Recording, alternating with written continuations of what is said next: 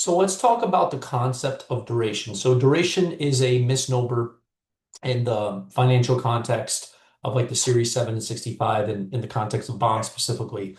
So, people think of duration like Duracell, how long something lasts. But in this case, it's actually sensitivity to interest rates. So there is a relationship in that the longer the term of the bond, the longer the duration. So there is kind of that, even though it's a misnomer, there is a connection there.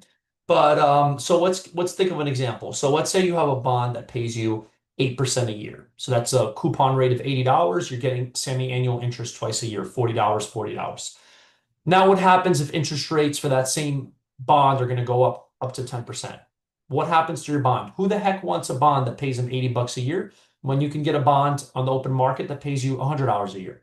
No one in their right mind. So what's going to happen is that existing bond is going to drop in value, right? So, and actually, if you want to see how drastic it is, you can the value of the new bond would actually be $800 because you had a coupon of $80 and now that bond is going to adjust, so the new coupon is going to give you 10%. So, it's going to be $80. You don't really have to know that in the context of the seven, but it's just to give you an illustration. And a great illustration of that is what happened to Silicon Valley Bank when they had bonds.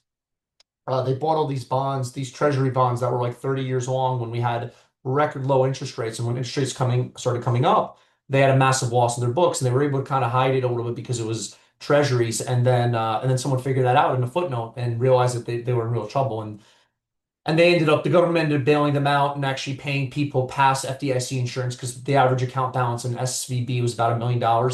So it's an interesting one. But going back to duration, the lower the coupon rate and the longer the term of the bond and the less safe the bond is, the longer the duration. So let's unpack that piece by piece, right? Let's say you have a bond that pays you 4% a year, and all of a sudden interest rates go down to 3. That's a quarter of a difference, right? Pretty significant. Now compare that other bonds. You go from, let's say, 8 to 9. That's only a 1/8 difference. So you can kind of reason through it mathematically. Now let's talk about the term aspect, right? So let's say you have a 30-year bond compared to a 1-year bond. So let's say you have a 1-year bond, like I said before, paying you 8%, and then all of a sudden interest rates go up to 10. So if it's a 1-year bond, all you're missing out is on 20 bucks, right? $10 semi-annually because 80 compared to 100. Now, what happens if it's a 30-year bond? Now you're missing on 20 bucks a year, every year for 30 bucks. So that's $600. So that's pretty significant in the context of a bond only, having a par value of $1,000, right?